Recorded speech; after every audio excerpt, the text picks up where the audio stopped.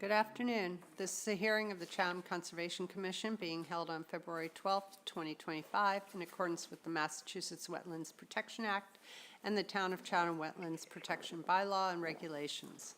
My name is Karen Latin, and I serve as the chair. Today's hearing is being broadcast live on Xfinity Channel 1072 and is being recorded for the on-demand archives available on the town's website. It's being conducted in person, by phone, and by video conference. The agenda, instructions on how to attend, and copies of documents for review are posted on the town's website. To all participants, whether attending by phone or online, please remain muted unless you've been recognized by the chair. When recognized, please identify yourself for the record. If you're attending by phone, you can mute and unmute by using *6. If you are online and you are not a commissioner, please keep your camera turned off unless you've been recognized. Indicate that you wish to speak by using the raise hand feature. So that we have a record of a quorum, I will now ask each commissioner to indicate their presence. Vice Chair Elise Gordon. Present. Janet Williams. Present. Cheryl Meservey is not here. Eric Hilbert. Present. Bob Delvecchio. Present. Paul Johnson. Present. And I'm here, so we have established we Unknown have a quorum. participant is now joining. Whoever that is, if you would please mute.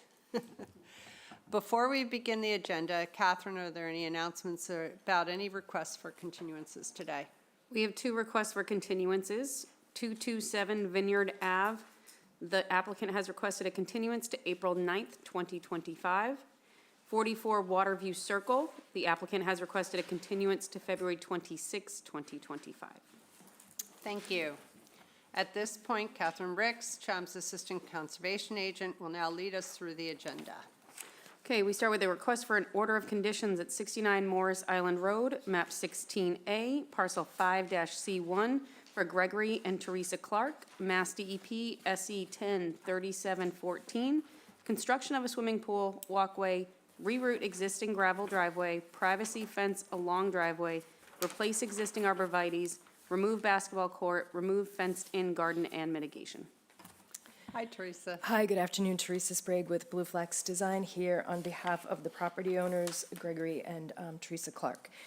So at the last hearing, we discussed the fence along the north side of the driveway. Since that time, it came to our attention through Sarah Clark, the permitting coordinator, that there was a concern about a portion of that fence being located within the floodplain.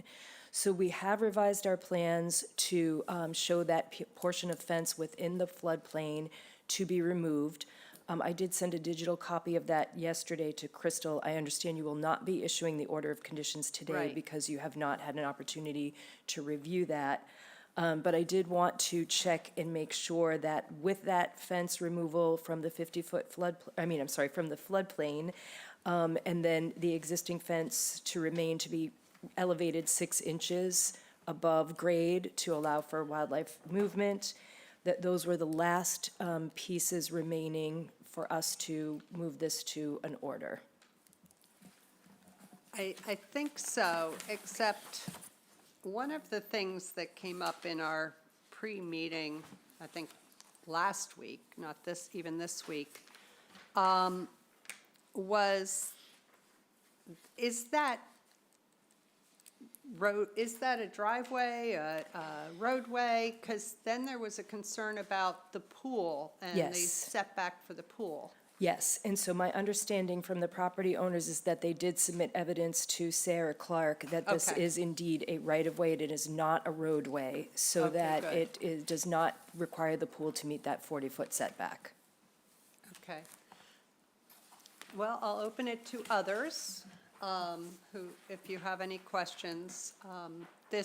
It came up last week, and I had told you all last week that we would not be doing an order for this week because there was the Understood. question of whether this was a roadway or not. And since then, like on Monday, things were resolved. Correct. So I have not seen the new plan, but does anybody have questions or comments or anything Teresa, can you just run over that list again of what you see as the outstanding issues? Yes, so one of the outstanding issues I should also mention was to submit the stamped plan from Ryder and Wilcox, and I do apologize because we inadvertently submitted their plan without the stamp last time. We have since had them remove the portion of the fence from within the 50-foot, I keep saying 50-foot buffer, I'm sorry, from within the floodplain, and they have then since sent us a stamped plan showing that, so we will be submitting that. In addition, our plan has shown the fence removed from the floodplain, and then we are adding a note to state that the existing fence will be lifted and elevated 6 inches above grade to allow for movement of wildlife under the fence. And that's the existing fence along the On the dri- north side of the, exactly, on And the the- north side of the right-of-way. I don't have my notes because this is from December, so it's a different notebook. Yep. Where are we on the 9-foot fence? Is that I'm sorry, the 9-foot fence has been removed Oh, okay. from the top of Coastal Bank, behind the previous basketball court and Yep, that asphalt one, to be yep. removed. Okay. Yes, that existing 9-foot tall fence to be removed, that note had been added previously. Okay. And the hydrangeas, I have a note, were going to be removed and placed elsewhere. I can't remember if that was done. I'm not sure which hydrangeas. I'm not either, to tell you There's a the bunch right along truth. the bank there. I think on, And the existing fenced garden that's to be removed? I think it looks like they're not in existence in our area, so I think they have been. Okay.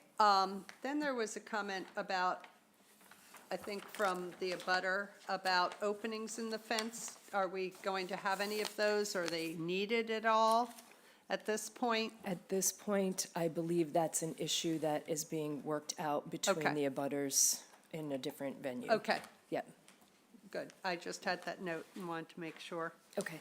we addressed it. Anybody have anything? Go ahead, Bob. Just the mulch path, Teresa. We have added the 4-foot wide mow strip along the southern property line to prevent invasive vegetation off property from intruding into the restored area. Thank you. Yep. Eric? There's no way that you can put it on the screen, the new plan, is there? I did email the plan to Crystal yesterday. I don't know if it's available. Okay, thank you.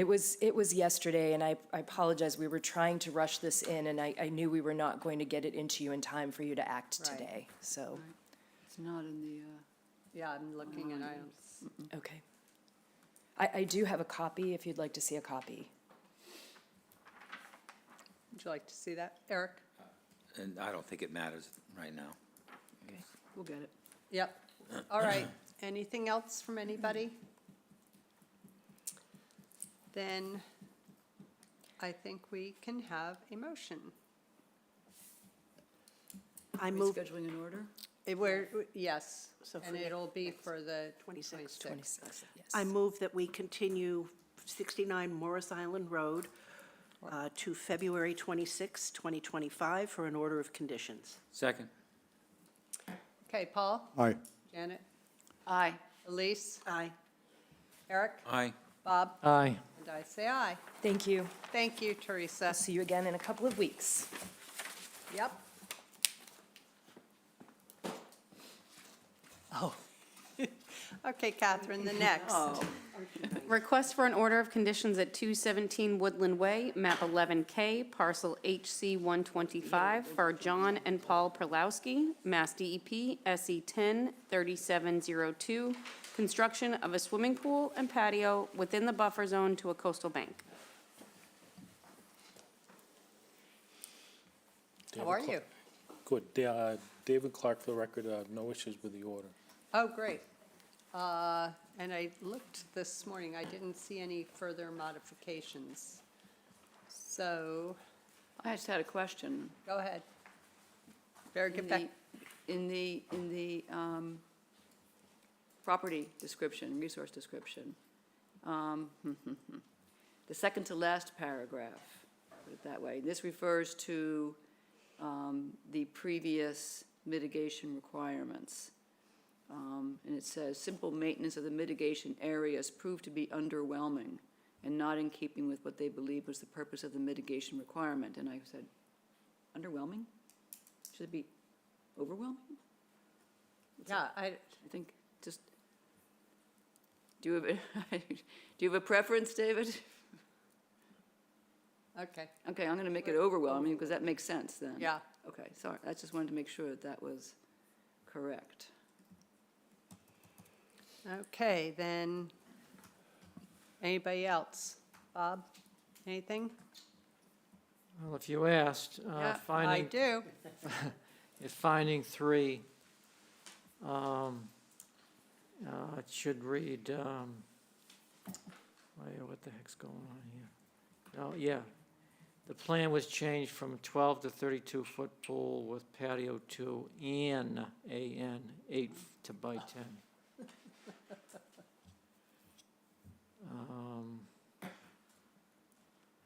That's all I had for now. Okay, anybody else? And we can go to a motion to close and approve. I move that we close the hearing on 217 Woodland Way and approve the order of conditions as revised. Second. Okay, Paul? Aye. Janet? Aye. Elise? Aye. Eric? Aye. Bob? Aye. And I say aye, so that's approved. Thank you. Okay, Catherine, the next. We have a field change request at 227 Vineyard Avenue, map 11C, parcel D131, for Ann Azanaro, Mass DEP, SE 10 3471, garage addition and invasive species control. This after-the-fact field change is for an extension to an existing low-native New England fieldstone wall for stabilization of the garage foundation and to protect from erosion caused by wind, extreme high tides, and stormwater runoff. The applicant has requested a continuance to April 9, 2025. I move that we continue 227 Vineyard Avenue to April 9th, 2025. Second. Paul? Aye. Janet? Aye. Elise? Aye. Eric? Aye. Bob? Aye. And I say aye, so that's approved. Thank you.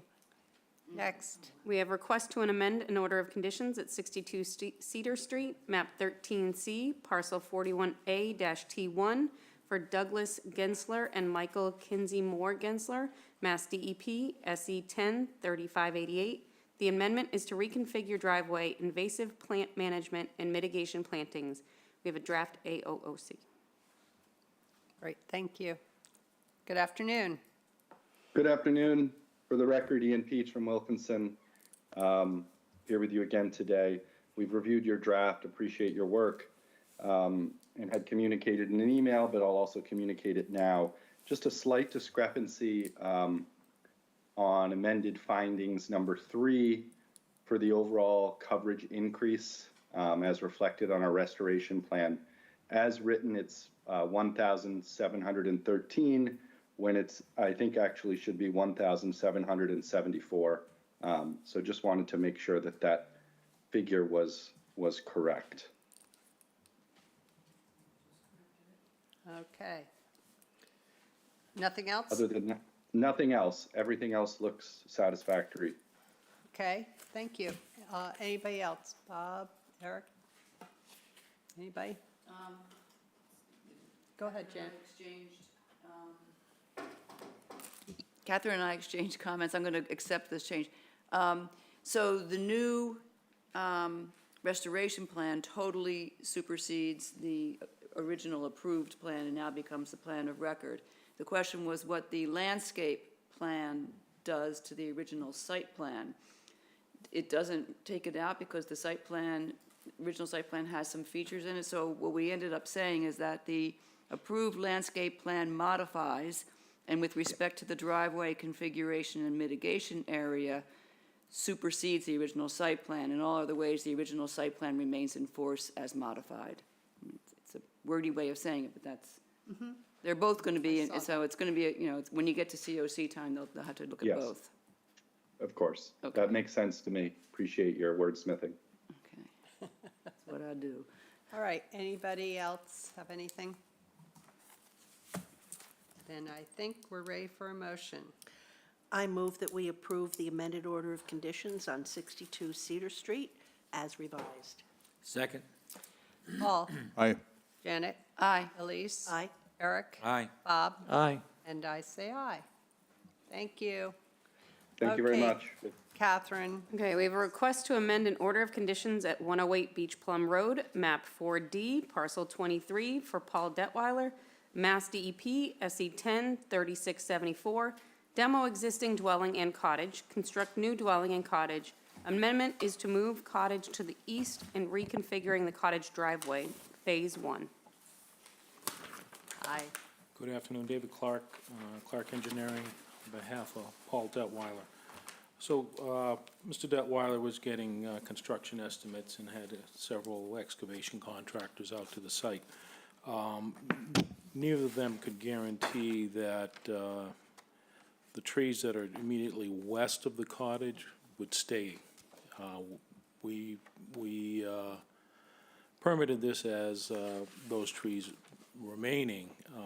Contractors felt they couldn't guarantee that.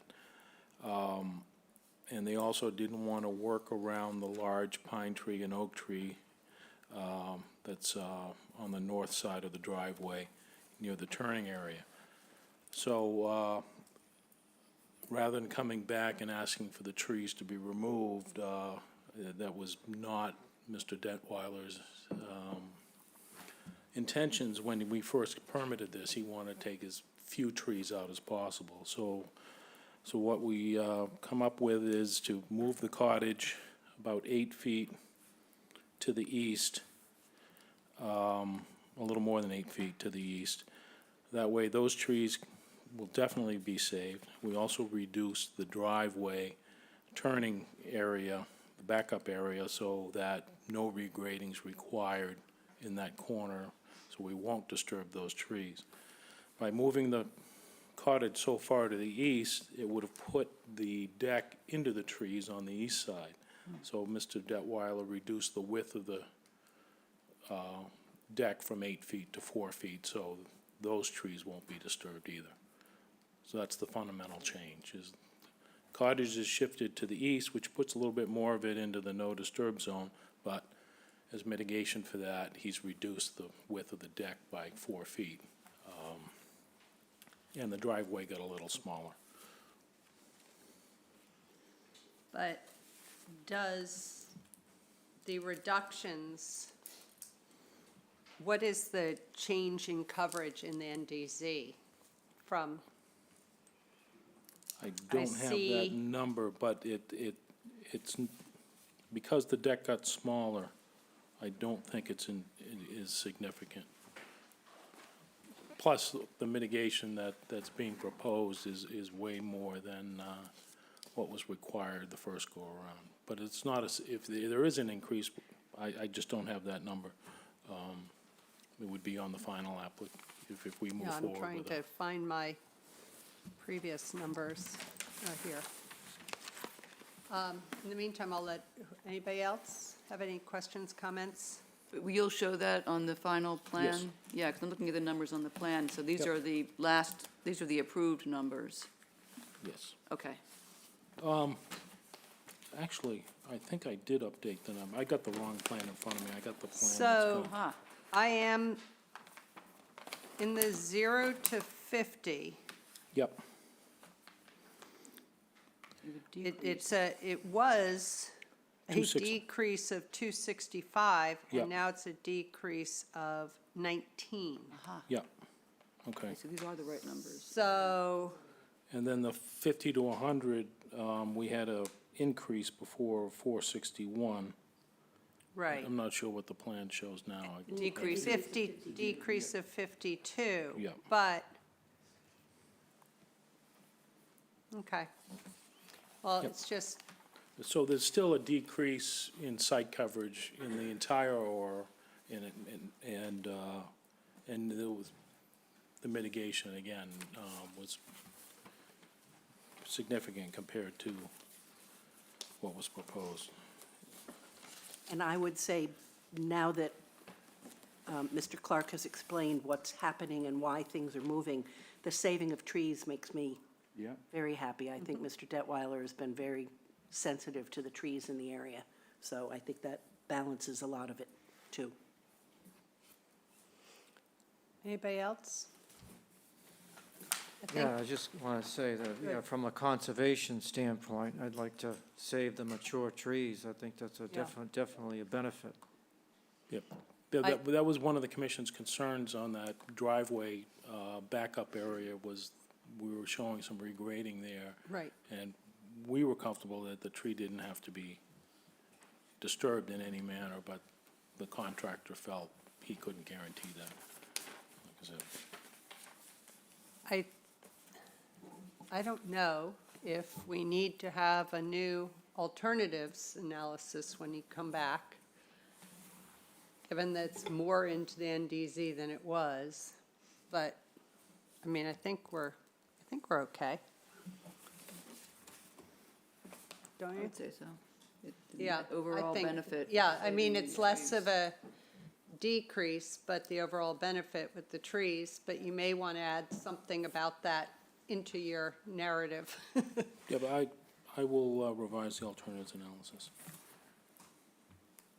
Because that is a huge reason that I think we're all okay with having more coverage in the NDC than originally planned. Go I ahead, was just Bob. going to ask about the protection of those trees. Will they be some kind of fencing around them before construction begins, David? Yeah, now that we've moved it further away, good point. We show the work limit where it was. So we need to move that to the east side of those trees to ensure they're not disturbed. Because I know it's pretty tight in there, you know, It between is. the trees and the construction sites.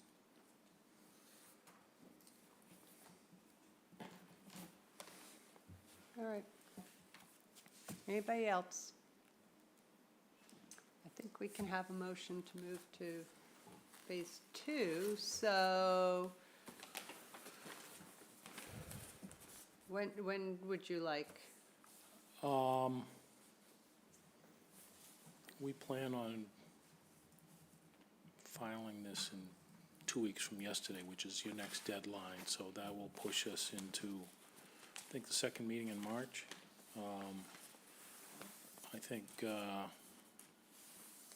Attorney Norcross is just filing this with ZBA because they have to amend their permit too, and that won't be till April. So Yeah, there's I no think- rush on your end. I think they're working on April now, Yeah. ZBA. Yep. So you want, it could be any time in March. We're pretty light at this point. 12th or the 26th? Well, we'll file that. They'll next- file. They in- have to file In first. 2 weeks, Do other notices so and that'll all that set the stuff. date, probably the second meeting in March, I think. The second meeting in March, which is I the think 12th. yesterday was the 11th. Yes, it's a month Yeah. from today. Today's the 12th. Yeah. All right, we can go to the 12th Okay. for phase two. I move that we continue 108 Beach Plum Road to March 12th, 2025 for Phase 2. Second. Okay, Paul? Aye. Janet? Aye. Elise? Aye? Eric? Aye. Bob? Aye. And I say aye. Thank you. Thank you. Okay, Catherine. Okay, we have a request to amend an order of conditions at 498 and 500 Shore Road, map 16G, parcels 3D-A5 and 3E-A6 for Stephen and Stacy Briarton, Mass DEP SE 10-3645, access stairs and bank stabilization. Second Amendment proposes approximately 9,200 square feet of invasive plant management and restoration of a native plant community on the coastal bank, Phase 1. Okay, thank you. Do we have anybody from Wilkinson? I'm not seeing, Maybe we can make a motion to, I'm not Put 'em on seeing the any of bottom. the Wilkinson representatives online. Okay, well, we can work it out for ourselves. So, maybe, are you reaching out, Catherine? maybe we table this and come back?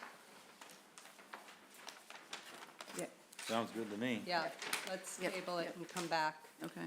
I move that we table 498 and 500 Shore Road until later in today's meeting. Second. Okay, Paul? Aye. Janet? Aye. Elise? Aye. Eric? Aye. Bob? Aye. And I say aye. So now we'll do the next. Okay. We move on to the notice of intents. Notice of intent at 43 Morris Island Road, map 16A, parcel 1-10 for 43 Morris Island Road, Mass DEP, SE 10 3712. Proposed addition of a covered porch with a roof deck on the rear of the existing home within the area of the existing stone patio. Good afternoon. For the record, Tim Santos from Merrill Engineers. Also with me this afternoon is Jen Crawford from Crawford Land Management, who helped prepare the restoration plan design. This project, I believe, was before you in December of last year, at which time the board asked us to look into the comparison from the 2007 permit plan versus what existed on site today to kind of quantify what was built without, I'll call a permit. So we've submitted revised plans. One, we eliminated a buffer to a flood zone that was inadvertently put on the plan. So I believe back in 2014, the board eliminated the 100-foot buffer from flood zones. I was unaware of that, so the buffer to the flood zone in the front yard has been eliminated from the plan. Therefore, the majority of the items in question in the front yard, the stone walls, the gardens, and the decks and steps are built within the upland and not buffer zones. So what we did was we focused on the items in the rear of the 0 to 50 and the 50 to 100. So there are two wing walls adjacent to the granite steps that total approximately 65 square feet that were built and unpermitted adjacent to the coastal bank. And then there is a set of steps and retaining walls within the 50 to 100-foot buffer zone that totals 93 square feet. There's also a patio that was on the original approved plan that wasn't built, just to note that totals over 430 square feet, but that was never built. So what we're hoping is that we can keep the stone walls that were somehow built between 2007 and the present date, with the offset of the mitigation that Jen has done. And I'll let her discuss the mitigation with you, and we can answer any questions. I just want to note, too, that staff did let us know that there is a shrub swamp located to the west of Morris Island Road. I believe it's on number 50. So we'll need to submit revised plans to show that swamp from Mass GIS with 50 to 100-foot buffer offsets.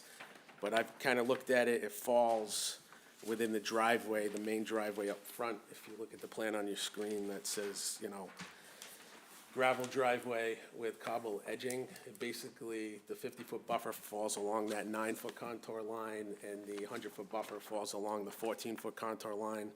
So I don't anticipate any increase of structure within that area, because that's where the original driveway was. So I'm gonna kind of turn it over to Jen so she can discuss her restoration plan, and then we'll be more than happy to address any questions you have. Thank you. Good afternoon. For the record, Jen Crawford from Crawford Land Management. I don't think that I have been here in person in years. No. So It's Tim- very nice. Yeah, I know. know, right? You walked in, I was like, who is that? Well, Tim said She's he very was tall. coming, and I was like, okay, well, I can't let him come in person and me just appear online. That just looks lazy. So, so I'm here. So hello. It's nice to see all of you. To really see you. So Tim had called me up and let me know what was going on with this project, and I went out, I took a look. You know, the most important areas on this project are clearly the dune that's on the, I guess we'll call it water side of the house, very far water side of the house. The dune itself looks like, from a plant community standpoint, looks like it's in really, really good shape. The only thing that I really noted in the existing vegetated areas were, as you would expect, right along the edge of the dune closest to the house. There were really just a few very small incursions of some shrub honeysuckle, a little bit of vine honeysuckle. And so in terms of, providing mitigation, I spoke with Tim about that area really is being good practice for an early detection, rapid response when it comes to invasive species management. So those areas are outlined on our plan. I totaled them at around 630 square feet, so not generally large areas, but on either side of the path. The other thing that we included, there is lawn on this property that comes up to that coastal bank area and upland of the dune. There was some, it's kind of in an odd shape, so to speak. It looks like, there's just been some, maintaining of the lawn in odd shape. So I thought that it was probably also good practice to focus some additional restoration work to fill in some of those gaps, so to speak, created on the edge of that dune, and get that area back to a shape that is more easily maintained and noticed, both from conservation standpoint and from the homeowner standpoint. So that area, or those areas, there's two smaller ones, totals around 560 square feet. So that's almost 1,200 square feet of area along the edge of the dune that we are hoping you will be amenable to us making a little bit better from an ecological standpoint. And as Tim said, we were looking at the original permit, and there was a large patio that was never constructed on this property. And clearly some things happened afterwards that should have been in your purview, but had they constructed the patio, I think that this would be a little bit of a different conversation, because they're still under, even with these small retaining walls, they're still under around 270 square feet less, even with those retaining walls, than what would have originally been there with the first permit. So I'm hoping that this is easily an issue that's easy to overcome, so that they can move forward. So with that, I'll take any questions on the mitigation and restoration areas. Thank you. My one thing is, on the coverage table, it'll say no change in the 0 to 50. When, I know that the retaining wall, the steps, I know they exist now, but maybe we could have another coverage table that says, this is the amount in the 0 to 50 that you're asking for, an after-the-fact coverage table, sort of, that would give us, because it looks like you don't have to do any mitigation, there's, everything's equal. And It's grayer than that. yeah, it's Understood. not, because you're asking us to approve things that exist, and some of them are in the NDZ. And so we need, I understand what you're asking for. If I update the tables and kind of, I'll just say, back out the walls in your 0 to 50, and then back out the walls and the steps in the 50 to 100 for the existing, but then leave the proposed as is, and instead of no change, it'll say plus Yeah, 65 plus either that, 107. or if you want to I don't add- mind doing it that way rather than having Fine. multiple tables. that's fine. I think that might be more Just confusing. so long as it's reflected, because that we will need to have for the order. And I can put like a little star and say, after the fact, stone walls, just so everybody, so in the Absolutely. future, somebody Yeah. understands what it might be for. No, that would be terrific. Now I'll open it to everybody else. That was my, Yeah, I have something. The restoration's all very nice and everything. I think a good gesture would be to eliminate the lawn on the east side of the wall, the irrigation, and mitigate it back to its original state would be more inclined to what I'm thinking of. You know, the restoration's all wonderful and everything, but I really don't look at that as any type of a mitigation or a corrective work that was, because the wall was put in, so in order to put the wall in, you can tell it was graded on the east side of the wall. It was made into lawn, and then it was irrigated. So I really feel is that should be eliminated and mitigated. back To its the original east side state. of which wall? The- Just so I'm that stone understanding. retaining wall, the east side of the stone retaining wall, where your restoration projects are, is all lawn irrigated. Are you saying between sort of the stone wall and the other stone wall? Sort Yeah, Like the yeah, lower the- part where the flagpole is, you mean? Like that's You see that, the- you see where it says on big letters, stone retaining wall? It says it a couple places. Well, it's in the middle, in the middle. See it in the middle? So that, I'll call it like a Yeah. U-shaped stone It's type too wall. bad you don't have a pointer or something. There's one there. There is, should there's be a red. a laser pointer. Like I said, they can never see it. Yeah. Yeah, Yep. so that wall was Can you approved point on to the. it? Yeah, do you mind if I? No, Go ahead. yeah, So this wall was approved on the original. They mind. yeah. That wall was approved on the original 2007 plan. From the steps, what I'll call to the north, where the benchmark is. She to wants the you north. back at your mic. yep, I'm Yeah, sorry. it's okay. From the steps to the north, that was what I'm gonna call constructed without a permit. So The where steps- you're doing the restoration and invasive management below it, that's the only thing that wasn't approved. So the two U walls to the right and left of the granite steps coming down. Yep, yep.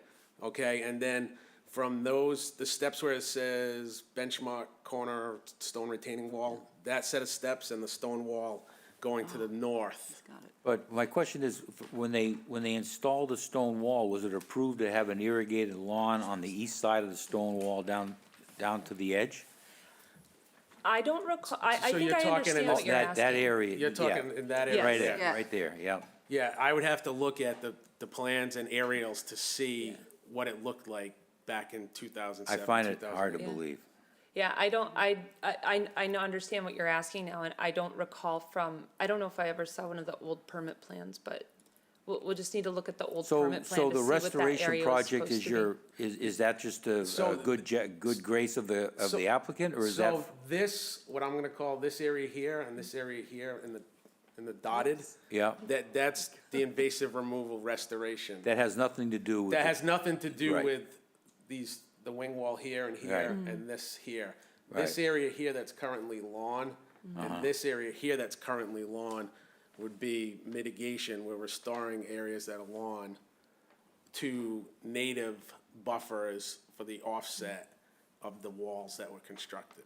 Is there any history on this project? I mean, did it ever come in front of the, what year was this done? So I believe it was 2007, it came before the board.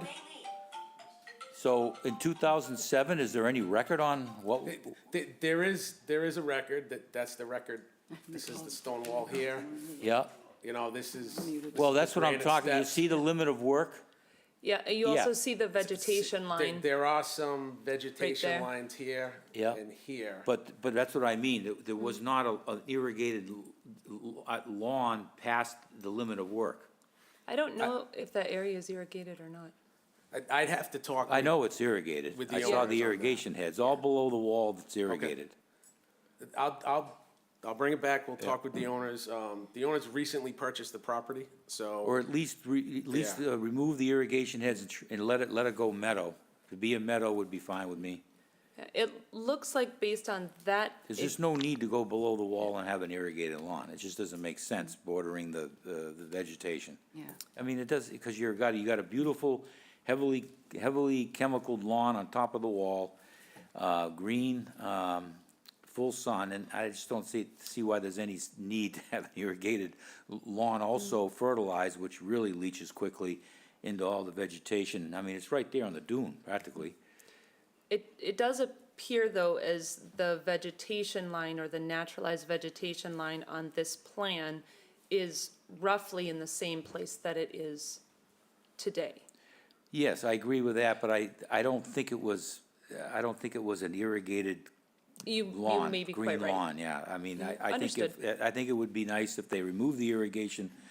I feel, I don't know how, I just think it makes sense, but on the east side of the wall, the lower area, you know, to separate it from the formal green lawn on top of the wall.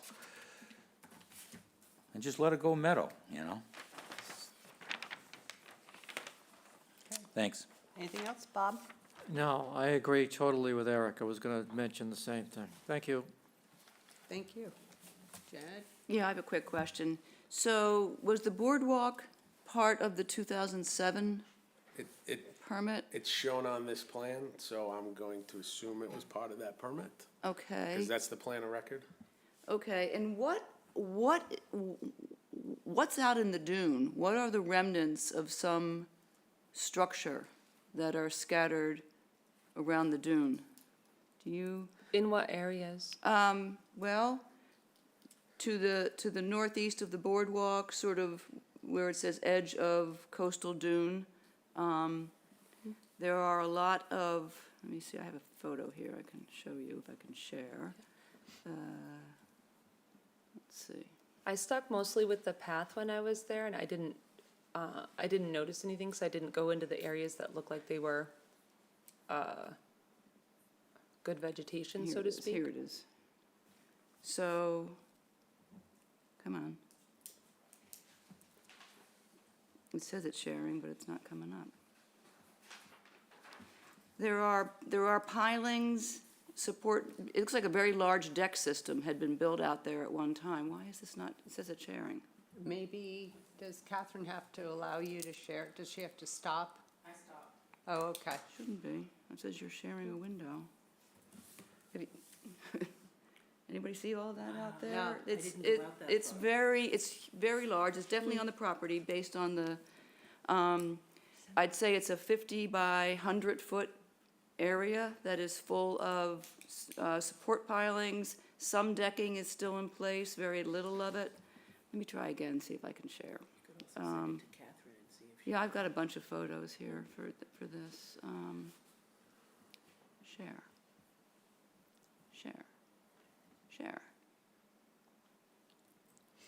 Wants to share, you can tell by the screen.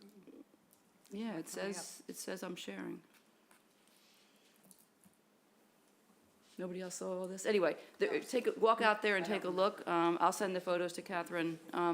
It's unusual, but I would like, if nobody knows, and it looks like a remnant of something that may have been, may not have been permitted, but it should all be removed out of the dune. It does look like a pier system. Yeah, like, it's just to the northeast of the boardwalk area, like a elevated deck, about 2 feet off the ground. There's no decking or anything, though, you just, there's like. Pieces of wood are still Okay. in place, there are pilings are there, and in some places there are boards Okay, on we'll top take of a the look. pilings that look like they may have been the flooring of a deck. Maybe it was a deck from North Beach that Washington. I only know because I Started approached the and property from rooted the beach itself. side when I was walking the dog, so I came Let's up that way. blame it on that. In the big storm. Okay. I mean, as far as what's there is, it's done, it's done. The steps, it's, you know, Yeah, but you know, you just gotta move forward. All right. Okay. Anybody else? So we're going to have another hearing.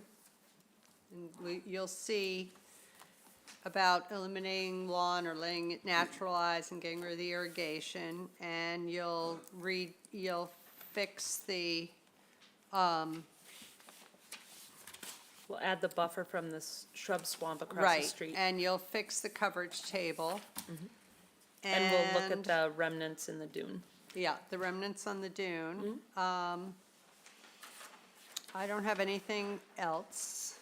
Does anybody else? That's it. Nope, that's it. So when would you like to come back? I would like to come back sooner than later. The soonest is March 5th. because we are very full for the 26th. We have quite a few new projects. Thank you, David. I hear there were quite a few. So, That shouldn't be an issue. You need the plans in a week before that, correct? great. Okay, so we will continue this to March 5th. I move that we continue 43 Morris Island Road to March 5th, 2025. Second. Okay, Paul? Aye. Janet? Aye. Elise? Aye. Eric? Aye. Bob? Aye. And I say aye. So we'll see you on March 5th. Thank you for your time. Thank you. Thank you. And it is nice seeing you, Jennifer. I'll be back. Good. Okay, Catherine, then I think Matt is now on, so maybe we could go back. Okay, so I'll reopen. Yeah, let's reopen Shore Road. Okay, please. request to amend an order of conditions at 498 and 500 Shore Road, map 16G, parcels 3D-A5 and 3E-A6 for Stephen and Stacy Briarton, Mass DEP SE 10-3645, access stairs and bank stabilization. Second Amendment proposes approximately 9,200 square feet of invasive plant management and restoration of a native plant community on the coastal bank, Phase 1. Okay, great. Thank you. All right, Matt? Hi. Yep, Hi. hi, can you hear me? Yes. Okay, great. So as you know, there's been a lot going on this site. But now that we're actually getting closer to those stairs going in, the clients realized that once the stairs go in, it'll kind of limit the amount of actual access we would have to do any kind of work on that part of the bank. So this amendment would allow us to just go in there and do the invasive species work that they had wanted to get done there before the stairs go in. Okay. Can you speak to the easement area where you say no planting will occur within a 3-foot wide strip down the center of the access easement on the coastal bank and within the fiber rolls and reinforced high marsh? The easement's 10 feet. So. Right. That planting note, I believe, is a leftover from the initial bank planting. So the 3-foot wide strip we were leaving there was the beach grass and everything on that fiber roll marsh. Obviously, we wouldn't be intending to do any planting at all in the easement on the upper part of the bank there, because that would technically be blocking it. Right, so you're going to need to adjust the plan for that. Okay. I know this is phase 1. Yeah. I'm going to turn it over to others. Anybody?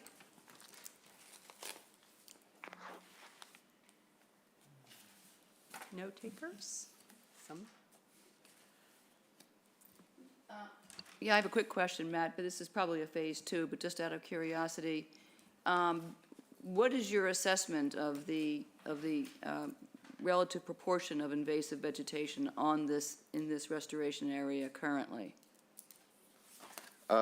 You're right. We haven't done we do a really thorough assessment. Based on the time that I've spent out there, I'd say it's between 60 and 70%. Okay.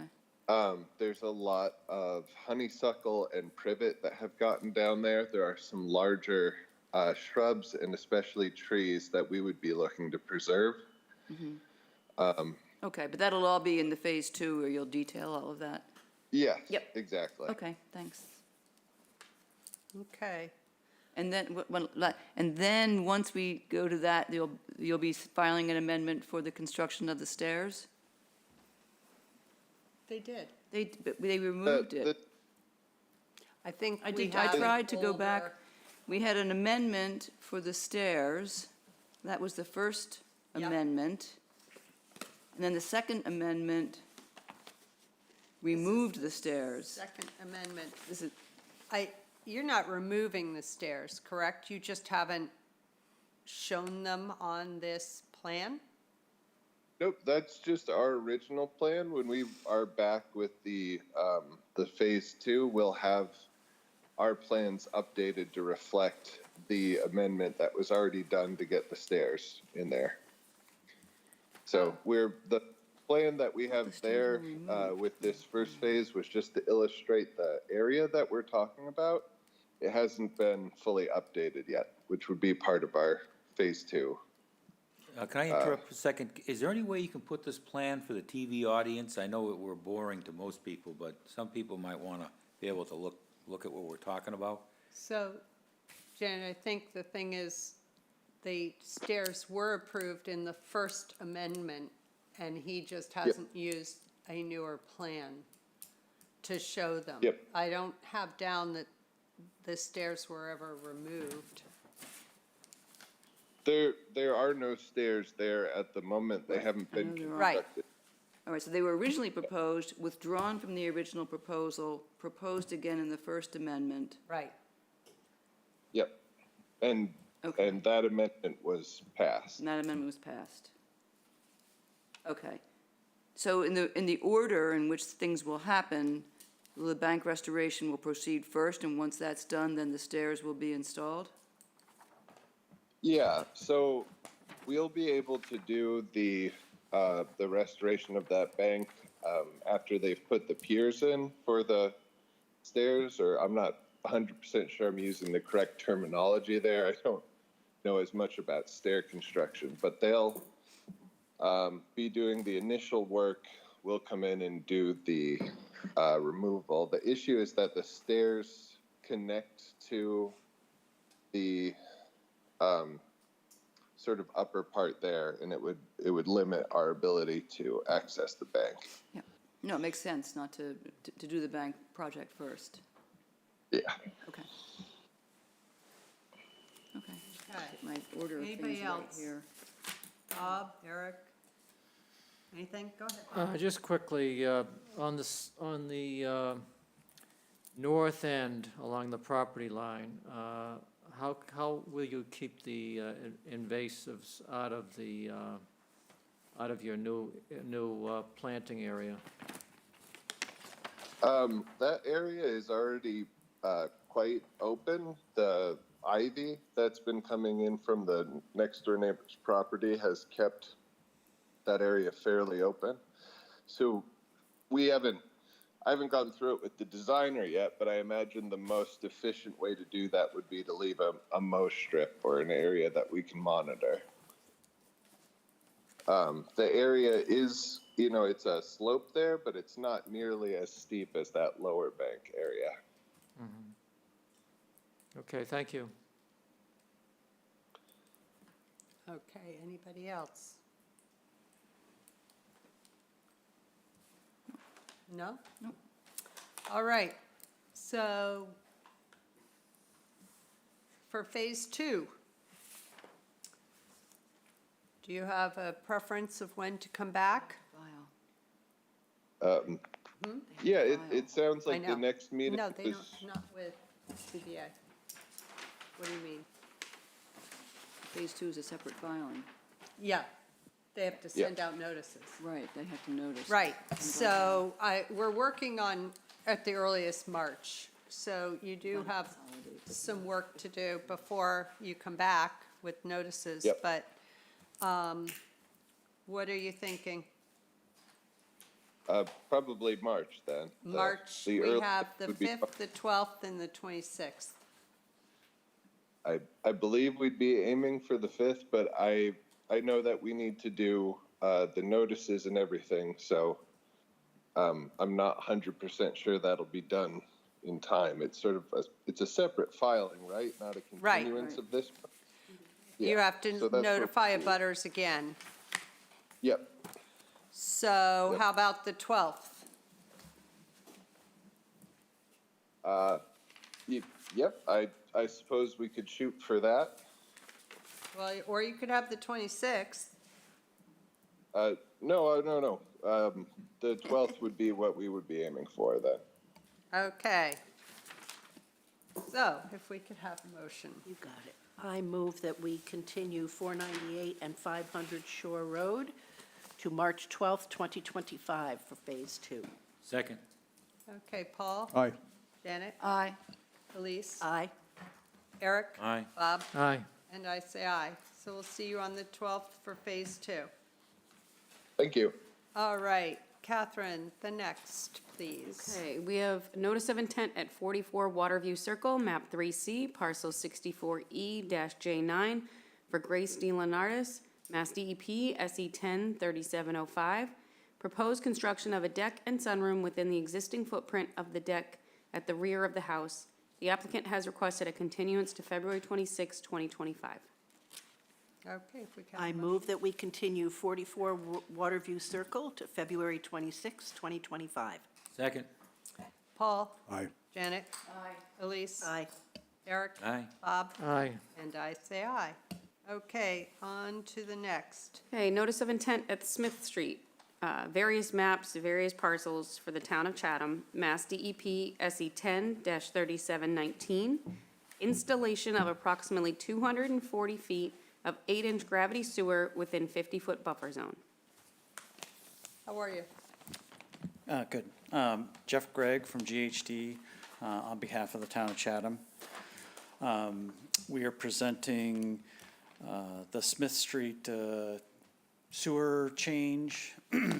We're currently in the middle of construction right now. When the project was originally proposed, Dr. Duncanson presented for an RDA for the various number of streets, and this section of Smith Street was included in that, and at that time, the decision was made to issue an RDA with a condition that we use a trenchless technology to install the sewer through that area due to concerns of an abutter. As we got into construction and we did the layout, we had the contractor lay it out, we looked at that, and knowing the conditions, shallow depth of the sewer, what it would take to do that, because gravity, we can't dip. We realized that it was probably gonna have more impact or the same impact on the trees as the original proposed open cut was going to have on that area. So we talked with the contractor, we met with the conservation agent, and we talked about an alternate route of an open cut through that area that would remove some trees, but would leave some of the much larger trees that are along the boundary. I don't know if you have the plan, if you wanted me to point that out. We also met with the abutter that had raised the initial concerns, and she was, had made some requests with regards to certain trees for the mitigation. We tried to incorporate that into our proposed mitigation plan. And so we're looking to see if we can get an order of conditions, because there's no real there wasn't really a mechanism to do a field change to allow the contractor to proceed, because they are, as you know, in the middle of sewer construction. And so this is an area they want to get into sooner rather than later. So I guess one of the questions I'll have to the group as well is, what would be the next step, and how soon would they be able to, if approved, when would they be actually able to move forward with any work in that area? Well, if everybody's satisfied today to answer that question, then it goes to an order, which we have 3 for next week, or 2 weeks from now. We probably could get this in as an order, as a 4th order. So it would be February 26th, and then once we approve the order, then it would be the Crystal and the, Conservation Division getting that order filed. So I can't tell you, they can do it pretty quickly when needed. But I'm going to open it to and that would be the absolute soonest. You know, it's going to depend on questions and how people feel today. Understood, and, So I will open it to questions and comments. oh, this isn't the plan of the area. I think, Which sheet do you want? yeah, you have a lot of sheets. It should have been, there should have been 3 sheets attached that were the, existing condition plan, Maybe this one. then there was the Which is mitigation and existing conditions plan. Proposed conditions Yeah. landscape I plan. think that's probably the easiest one to look at. Yeah. I mean, isn't this out in the woods, basically? Yes, it's basically running right through the 50-foot buffer to the wetland. Yeah. So I kind of struggled, do you know how many trees are coming out? Because some say relocation of a tree. So there was one holly that the resident, the abutter, was interested in trying to preserve. So that was the one holly tree that was being relocated. The other ones are being removed, and then they're being mitigated with, I think, 22 plantings. I see, well. Is it 6 trees that are coming out? Is that- Yeah, it's in the order of 6 trees, yes. Transplanting this holly tree, I mean, this is taxpayers' money, right? I mean, it could die even if you move it. And you're going through the labor of trying to relocate it, and it could die anyway. I think it would be cheaper just to buy a small holly and put it, We have a couple hollies that are actually proposed to be added, but we figured if we can, so in addition to trying to move that one, we were doing the additional plantings, so. yeah, we can- from my experience transplanting, you know, you go through the money, you're spending the money and taxpayers' money transplanting it, and it could die anyway, and it was a waste of money versus, you know, that's something that very seldom is ever done, you know, just to buy a holly and stick it in there with a guarantee, you know? I just think it's kind of a waste of money myself. We're open to, Well, So, the you know. homeowner. Well, I know, yeah, but you know, hey, it's a butter. I get it. You know, they can't always appease everybody all the time, but if you bought a brand-new holly out of a nursery with a guarantee, and then here you go, you put it in, it's got a guarantee as long as it's I guess the way, properly watered. I guess the way we looked at it is When for you them, transplant, there's no guarantee. How big is the holly that is being moved? I don't know if there was a picture of it in the package. If it's small enough, then it wouldn't be a problem. Big, If you look at the, second picture, the second to last picture in the narrative section. I don't know, which page out of 646 is it? Well, so it's in the very front of the report, I think the narrative starts at the very beginning, and it's on page 6 of the narrative. Oh, If you look on that, the one that's, This one? this is page It's- 6 of the yeah, narrative. so it's that little, you can see Oh, the it's little. green planting that's in the middle, that's it. Oh. It's little. It's probably, Okay. it might be 8 feet tall. Yeah, I mean, that's, it's- I would not recommend doing this. I mean, really, it's just, I just, you know, I'm telling you with 40 years of experience in this, hollies don't really transplant well unless they're like 3 feet, 4 feet. I don't know. You do what you want, but I think it's just a waste of money, you know? It's just tax money. I mean, what the heck, right? Where you're putting, can we put another holly wherever it was going to go? If, Relocated? I mean, the reality is through the contract with the contractor, we Yeah. can make the provision that, you know, for any of the things, they have to maintain all the other plantings, and if that one happens to pass away, we can have another holly to Okay. replace that. So I think guess- if they make the effort and are able to save it, then they're gonna have to be digging through that whole area anyway, so I guess that's the way we looked at it. If we're able to move forward with this approach. Okay. Anybody else? I'm not hearing that there are any things that we're asking be changed. So I think we could go to an order. I mean, they're waiting to do this work. Yeah. I move that we continue Smith Street, Town of Chatham, to February 26, 2025, for an order of conditions. Second.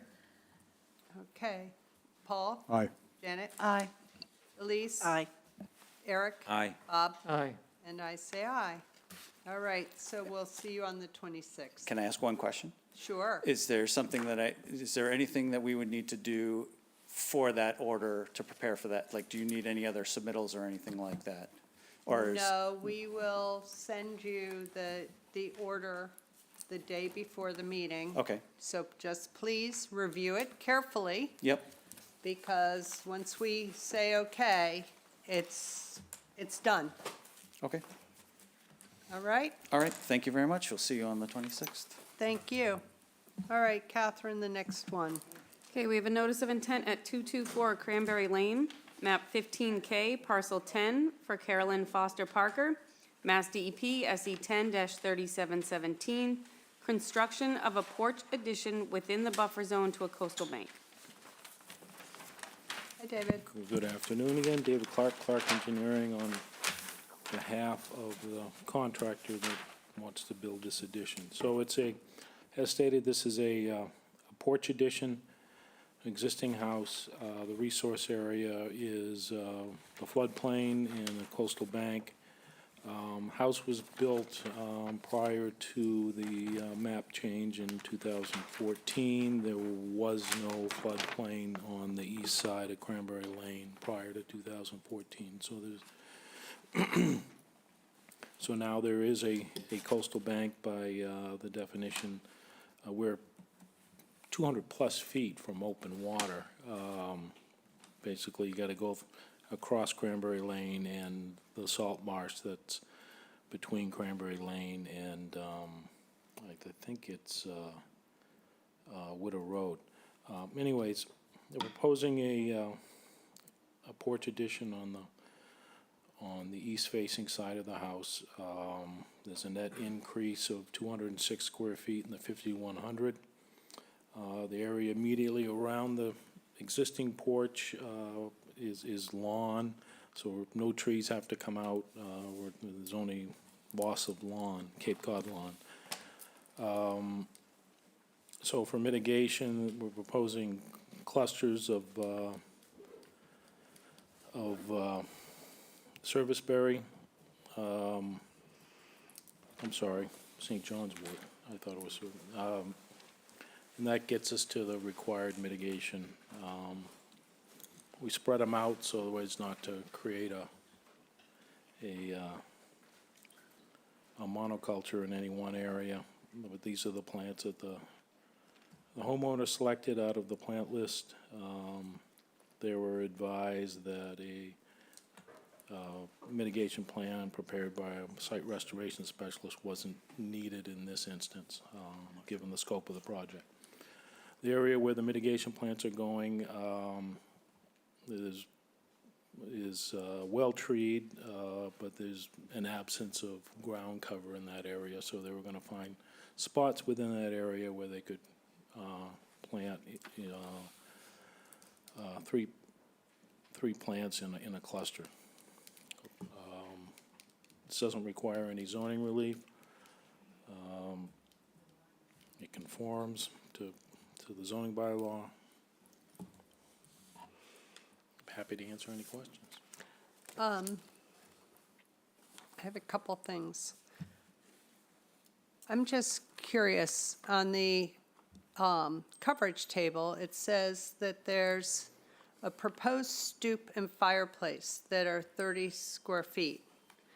And I'm assuming that little black thing in the front On the is front the is the stoop. Yep. And Where's the fireplace? It's just to the east of the shower. It's just that little bump out on the, Oh, that little thing that, yeah. okay. All right, maybe we can I'm mark sorry. that, since you mention it. No, yeah, I'm sorry. What? Is it the Is it an outdoor fireplace or a chimney for an indoor? I'm It's a confused. chimney, It's a chimney. yeah. All right, so it's one of those two bump outs, probably the other one, I would think. So is it next? Well, if you mark it, then we'll Yeah, just know. mark it and we'll Yeah, know. whichever, it doesn't matter. Yeah. Then you say there's an increase of 206 square feet. Yep, The mitigation says 198 square feet. So You're 8 we feet need off. to get up to, you want one more plant? Yeah. yeah. Okay. And it says St. John's Wort. You said Service Berry. Yeah, I misspoke when I said Serviceberry, so. Oh, okay, thank you. Go ahead, anybody. Yeah, I just want to add that it was, when I went to this property, it was like frozen in time when I was a kid. I mean, this is, what a place, you know? Well-kept, good stewards. I do have a letter from an abutter. It says, as the owner of 260, it kind of piggybacks onto what you just said, Eric. As the owner of 262 Cranberry Lane, I'm a direct abutter of Carolyn Parker at 224 Cranberry Lane and have been a neighbor since she acquired the property over 15 years ago. I've reviewed the plan and application which proposes to construct a porch addition, and I received notice that a portion of the addition is within the buffer zone. I wish to state that I am in full support of the proposed project as planned, in part because the proposed porch will overlap the buffer zone by only a few feet and will have essentially zero impact on the wetlands. That part of the property has native grasses and no threatened flora or fauna. Mrs. Parker has been an exemplary steward of all native species and habitat on her property. She takes care of the environment, for example, recently changing from gasoline to electric mower. Deer, rabbits, and other wildlife are observed passing through the backyard on their way to the coastal bank. If you have any questions, please reach out. Sincerely, Susan F. Wilson at 262 Cranberry Lane. So, having said that, anybody else have anything they would like to? Just a clarification, David, I'm a little confused about the locations of the resource areas. So the hatched area is labeled floodplain conservancy district. Yep. There seems to be a small fragment of a coastal bank along the Yes. eastern edge of that. Yes. So the two red lines, one is labeled 50 feet from the conservancy district, but we don't have a setback from Yeah, the other one's labeled 100 feet, the conservancy district. Those are. which is one and the same as the coastal bank, so I could, So that, I could even though the add- coastal bank is only shown in the one section, you're delineating the buffer zones across the whole property. right. Under zoning, there's a 50-foot setback from the floodplain. When you said there was no zoning needed, I was going, so why Right. are they called conservancy district here? So, large portions of this floodplain, the slope is less than 10 to 1, so there's no coastal bank. Right, But we right. did hone in the area where there is a coastal bank. Which and- happens to be right in the area where the Yeah. project is anyway. So, okay, so the only thing that matters to me looking at it are those two lines that are right, straight back from that bank. from Yeah, where the I can, bank is. And only a small portion of this proposed deck expansion is in the jurisdictional area. correct. About 60% is outside. Yep. Okay. There is a floodplain on the east side of the property, and that, the landform there is definitely less than 10 to 1. That's the No coastal bank, I see that. Yep, Salt Marsh Lane Yep. side of, okay, okay. you're Got gonna, you asked for a revision of the plan, so I can clarify the. Yeah, just clarified that we're talking Yeah. about the setback to the coastal bank Yep. there, not a Yep. conservancy. Okay. Anything else? You said one more plant. David, the drainage, do you have any drainage for that addition? We weren't proposing any. Is it just Given that the property's so large, there's no resource areas that are gonna be impacted by the runoff. You're just gonna let it fall off the roof? Yeah. or Yeah. You have like a gravel strip at the base?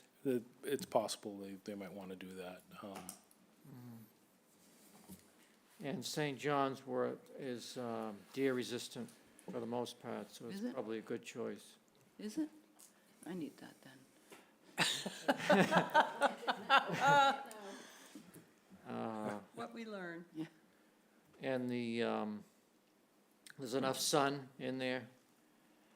I really didn't look that closely. We had to leave because we were in the middle of the street because Yes. we couldn't turn around because of the snow. Oh, And we had a construction vehicle between the two of us who was trying to get That's- further down to work, and he was not happy that he was that's a now tight penned road in. for certain. Well, it's mostly pine trees in there, I Yeah. think, so it filters in sun pretty well.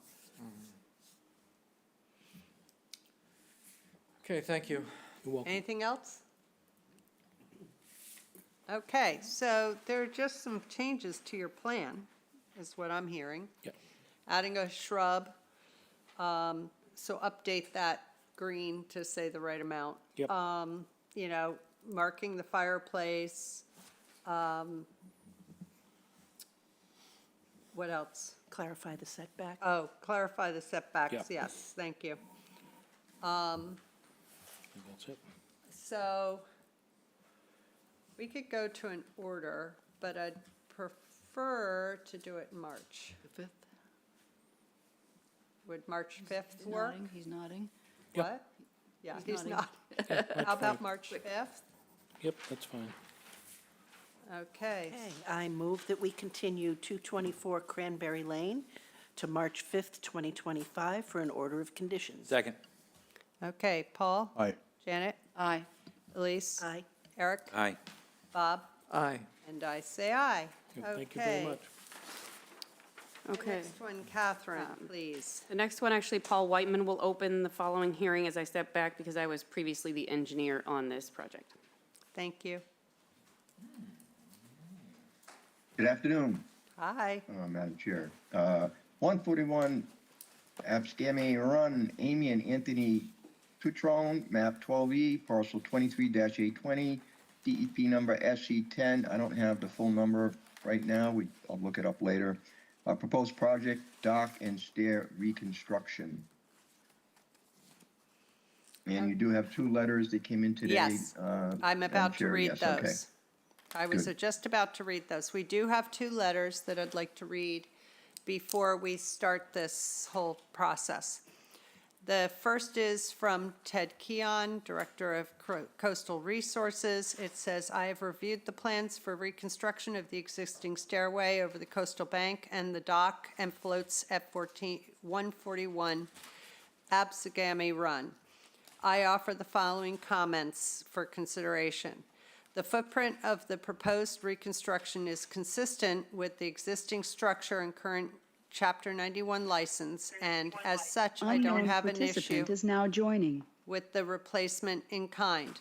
The plan includes two new design changes that should be noted. The first is the new float at the end of the pier is proposed to be a single 10 foot by 24-foot float, as opposed to the previous use of three smaller floats comprising the same overall dimensions.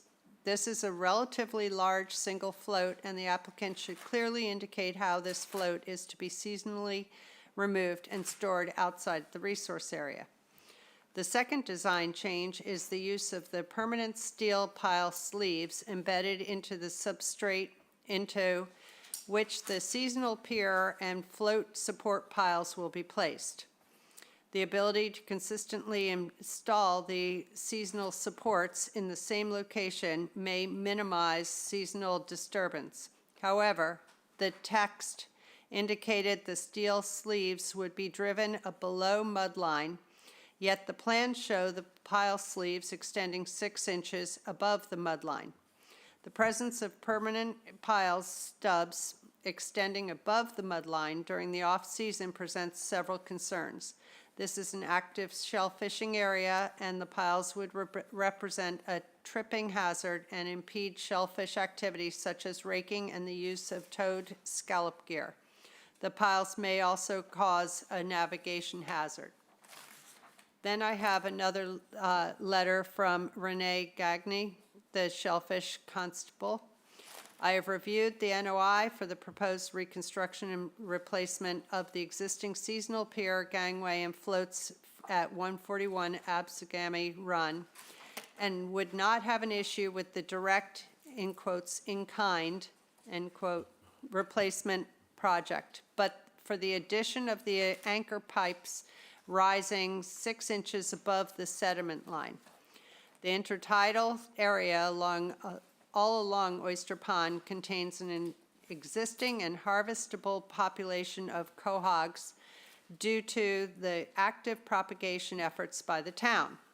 The area also has occasional wild sets of soft-shell clams.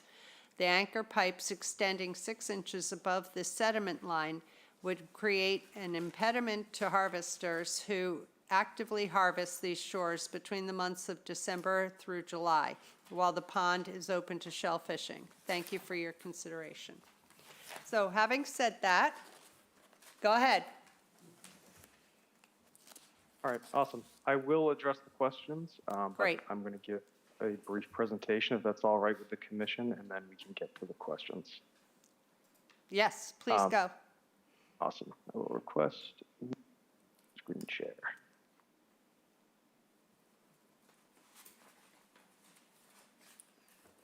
All right, can everyone see that? Yes. Okay. All right, my name's Dan Chermickley. I'm with Ty and Bond. I am the project manager for the job. I have Jessica Roberts on the phone, or on the line as well. She is the permitting lead for this project. The project consists of demolition and reconstruction of an existing timber stairway, timber landing, and a seasonal timber pier with floats out in the water. The existing boathouse that's on the bank there will be untouched and is going to stay. And the existing structures on site date back to the mid-1980s. Just a quick agenda for what we're covering today. We just did introduction. We'll talk about existing conditions and resource areas on the site, give you a brief run through what's proposed for the job, and then we'll open it up for discussion at the end. And with that, I will hand it over to Jess for existing conditions. Thanks, Dan.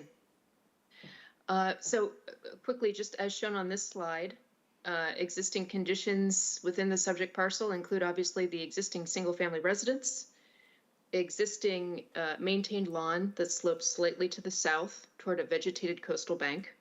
A portion of the lawn is located within the 100-foot buffer zone and the adjacent upland resource area.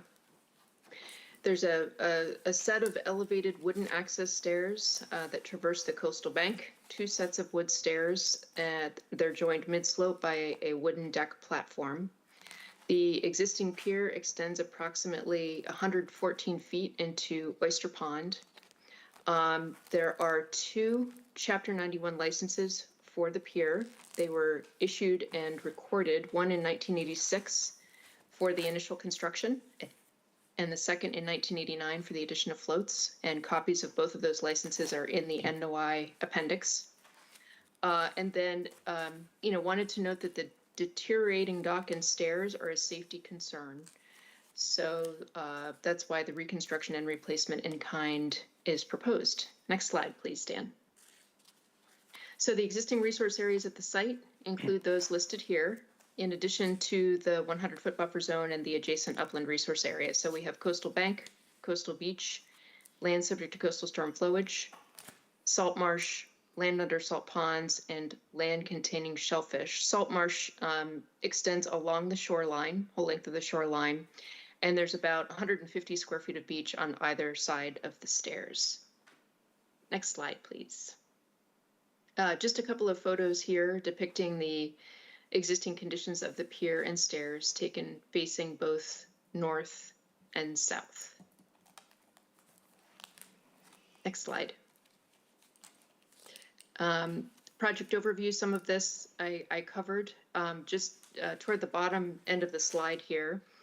The goal of the reconstruction project, it provides access to Oyster Pond while limiting impacts to wetland resource areas, maintains previously permitted dimensions and is located within the existing disturbed footprint. And our current design, we're intending to improve the seasonal portion of the pier to isolate and limit annual impacts of installation and removal, and we've proposed permanent pipes below the mud line into which the pier supports will be installed. So in order to conduct the work, we've proposed a temporary staging and stockpile area within the 50-foot no disturb zone within the maintained lawn area, which Dan will show next. But I did want to say that with this NOI filing, we're respectfully requesting that the Commission consider issuing a variance for work in the 50-foot no disturb zone for these temporary activities. And I think that would be in accordance with your section 4.01 6E6 listed here. The size of the staging area is limited to the minimum area required, and we do have an alternatives analysis provided in the NOI. So with that, I'll turn it over to Dan to discuss the project details. All right. So for staging and site access, we're proposing an access road coming from the, call it the main roadway up here, down across the front yard, around the side, around the side of the home, kind of going around the trees that are here, and then coming down to our main staging and stockpile area. It's really not stockpiling loose materials, it's more construction materials for the site. But this is proposed, this is probably about 10 feet back from the top of the bank here to allow access to the main construction area, which is the stairway and the pier down at the bottom of the screen here. And the limit of work for the job, so to reorient you again, staging area up here. So the work would consist of the stairway here, the platform. Like I said, the boathouse is going to remain in place, the lower stairs, and then the temporary pier out here, which is currently not in the water as is. So there wouldn't really be any demolition per se out in the water at this time. It is already removed. So the a cross-section of what's existing out there right now is full timber construction, timber posts in the ground. We don't know how deep they go. There were no concrete foundations visible out there, so they probably don't have them. Then we have your timber stairs coming down, platform, timber stairs. There's a small beach access stairway, just a handful of steps from the pier. Then you have this seasonal pier out in the water going to a timber gangway, and then there are seasonal floats out here. The pier is supported with 4x4 posts that just sit in the mud. They're pulled out and put back in seasonally. And then there are, the floats are moored in place with, essentially they're like glorified fence posts, just galvanized steel posts that get driven into the mud each year for mooring the floats. So what is proposed as a replacement is timber stairs and platform, essentially in kind, with the main difference being utilizing galvanized steel helical piles as foundation members instead of timber posts. The stairs will come down to the temporary pier, which will be a timber pier, access stairs in the same location. The main difference with what's proposed in the water is that it would be, we would install these permanent steel piles into the substrate, and that would, while the pipes are permanent, it will isolate the impacts of the seasonal removal and reinstallation. So every year we're not impacting new ground. We all know there's no way that this pier goes back in exactly the same place every single year. So that isolates it. The plan does say sticking up 6 inches above mud. I'm happy to have those driven flush with mud line. That's a non-issue, and that's a very easy change to the plans that I can make. Then we have a gangway going down to timber floats out here. To address the comment, the large float at the end of the dock here, that will still be 3 floats. I will update the plans to reflect that. They're just kind of all together in one mass, so the dimensions just got grouped together. A non-issue, I'm happy to update the plans to reflect that that'll be 3 timber float sections. The pier and floats, I believe, are currently stored upland at the house. They're taken to, I believe they're taken to an off-site location, loaded on a truck, and then stored at the house for the winter currently. And that wouldn't change with the new pier. And the goal is to actually make that easier with the permanent float piles. Just a couple more views. So this is a cross-section of the proposed stairs. You can see your helical piles here, timber posts, timber stairs here. Cross-section of the pier. We'll have timber railing posts with cables in between them to provide your kind of your fall protection there. And then your pretty typical pier construction with 4x4 posts, timber cross bracing. And that's pretty much it for the pier. As far as impacts go, so for impacts, really the only permanent impacts are the area of either the anchor piles or the helical piles. So those are relatively minimal. It's the same number of posts that was there before. So we're not increasing the number of posts at all with that. And I guess just a quick summary of work. So we're proposing doing the work during the non-summer months. So essentially no construction between Memorial Day and Labor Day. No vegetation removal is proposed. It would just be hand mowing as required to get access to install the helicals and to build the access stairs. Work would be in the dry as much as possible. Most of the pipes can actually be installed at a low tide condition, so we don't have to worry about causing turbid conditions in the water.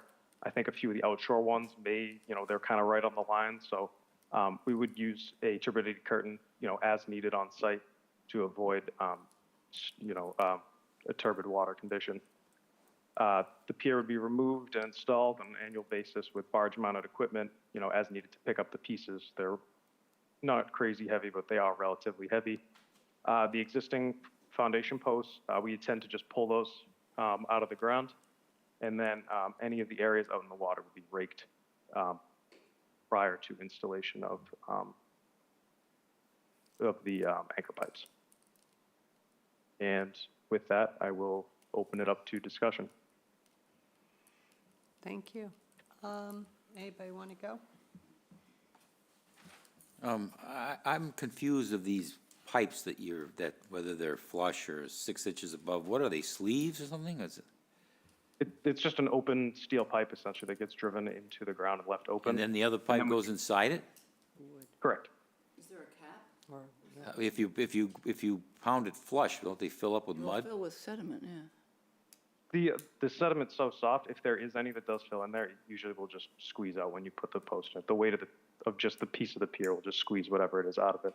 Now, but does the mud line change? Does it go low and high with tides and all that? Or is it, if you pound it in flush, is it going to be flush exactly the same way the next season? Or could it be higher or lower? Or does it change at all? I mean, there could be some changes. It's a natural environment. Because I agree with on the aspect of having them sticking out of the ground at all, when you're trying to rake, we have to be considerate for the shell fishermen and what have you. That's all. Thanks. I have a question on the float. It's 10 by 24. Is it in one piece, or you're doing 3 pieces of the 10 by 8? No, that would be, it's meant to be 3 pieces. I can update the drawings to say that it's 3 segments of float that are just pinned together. So what do they do, like lash them together or to make it one big They're one? just Or pin hinged connections. You just Okay. have, it's literally like a hinge connection, and there's just a pin between. You just pop them together and take them apart. Okay, and you said the storage is on-site and off-site, or? No, they would take the floats off-site to get them to a place where they can be loaded on a truck, brought to the site, and stored upland for the Okay, season. is the gangway also taken away? Yes, the gangway, yes. To That's included off-site as well? Okay. Yes. And then is there any possible consideration of material for the gangway being aluminum instead of wood? And the float. And the float as well? Have a little less timber? I can run it by the client. I mean, that's kind of a cost decision. Obviously, there's, premiums for those materials, the job. We're really looking to replace in kind if we can. It's always been timber out there. Okay, thank you. Anybody else? Just Go ahead. following up on that, on some questions on the materials. So for the support piles, the temporary ones will be wooden support piles that fit inside the steel or aluminum, is it aluminum or steel? Steel. Steel, Sleeves. the permanent pipes are steel sleeves, yep. So the timber piles don't come into contact with the water? Because they're They- inside the, or are No, they? they're still, yeah, they will absolutely. Okay, they're not in contact with the substrate, with the, No, with the correct. sediment. Okay, and are they, so they should be non-pressure treated? They should be natural timber? Yeah. Yep. Yep. Okay, That's what we, and is that what about on the permanent? How is that different from the seasonal pilings for the supports? Those are steel helical tiles. They're Steel galvanized helicals, steel. they just, okay. Yep, so the decking for the pier and the gangway, Elise just asked about that. The one thing I wanted to ask about, and I think it's at the stairs too, is the spacing. If you go, it doesn't matter whether you choose aluminum or plastic or timber, what is the spacing between the pieces? I thought I saw somewhere about a 1/4 inch, but we require 3/4 inch to allow for more penetration of light. So for building code, I'm not allowed to have more than a 1/4 inch. That's like right For- in the building. We have that in That's our, a tripping hazard. we have that in our orders. Oops, 3/4. Is that true for all pieces, for all the components, the stairs and the pier and the gangway? Are they Yes, all yeah, like controlled by building it's a code risk that of, way? a flip-flop getting stuck in there, or anything like that. We have to change That's our why 1/4 orders. inches is the code. Because people have agreed to that for the purpose of allowing extra light. Yeah. 'Cause this is crossing a salt marsh. It's on an east-west line, mostly, right? Okay, that's good. Installation system, process, no jetting, right? How's it? Yeah, vibrating. Vibrating, yes, vibrating, Yep, okay. it'll depend how hard the substrate is, but vibration. Okay, vibration only. Spacing, vegetation. Just out of curiosity, on where the stairs, the coastal bank where the stairs come down, do you know offhand what the vegetation is on that? I'm looking, Bob is nodding, so I will let him, if you don't, he does. I guess if Bob wants to Yeah. chime in, or I can. Yeah, I'm just have curious about what Jess that shoot is some and whether possible veg. it's in a bunch of invasive. Yeah, it's sparse, but I think it's love grass that's on the bank itself. And I was going to ask about that. Were you planning on planting the coastal, the bank itself below the stairs? I would say, any areas that are bare, we can certainly seed them. The intent is not to do we weren't proposing to actually remove any vegetation, it's just hand mowing. So the intent is not to have a massive, invasive project on top of constructing the pier. So if you could seed the bank, it is pretty sparse right now. Yeah, Probably. we're happy to seed any bare areas. That's a benefit to everyone. Obviously, no one wants erosion out here either. Yeah, probably because there isn't a lot of light penetration, maybe something even more shade tolerant. Yeah, that makes sense. Yeah. Okay, thank you. Anyone else? You still have to apply to ZBA, correct? They're saying you do. Just, They said they need approval for reconstruction of the stairs and dock. Please note that the stairs, pier, and ramp may not exceed 4 feet in width measured outside the support structure. To date, no filing has been received. That's So- interesting. Based on our review, we were, our interpretation of it was if replacing and reconstructing in kind, that filing with ZBA would not be required. Okay, So we will need to take another look at that. yeah, you might want to call them. given that, I